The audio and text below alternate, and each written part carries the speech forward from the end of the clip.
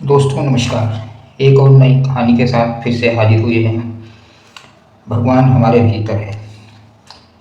एक बार अकबर के दरबार में एक कवि आया। उसे अकबर की शान में एक कविता लिखी। अकबर बहुत महान है, वो बहुत दयालु है।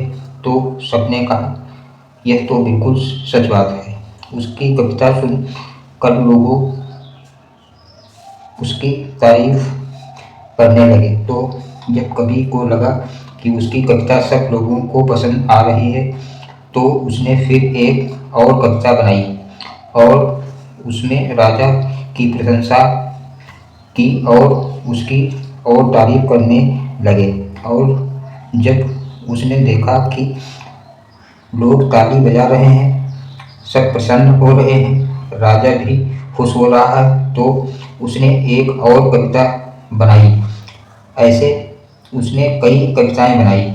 अंत में उसने एक ऐसी कविता बनाई जिसमें कहा कि आप तो भगवान से भी बड़े हैं। जैसे ही कवि ने यह कहा, दरबार में एकदम सन्नाटा छा गया।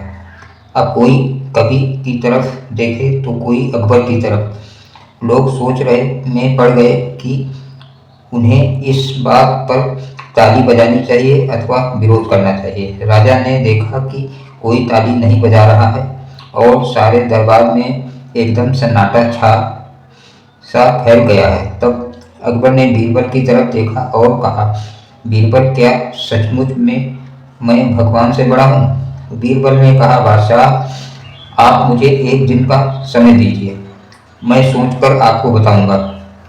लेकिन अब बीरबल दुविधा में पड़ गया। वो जानता था कि राजा भगवान से बड़े नहीं हैं, मगर यह बात बीरबल राजा से नहीं कह सकता था। अगले दिन बहुत सोच समझकर बीरबल राजा से बोले, महाराज, बड़े छोटे की बात ही नहीं है, पर आप एक चीज कर सकते हैं जो भगवान नहीं कर सकते हैं। सारे दरबार में एकदम सन्नाटा फैल गया।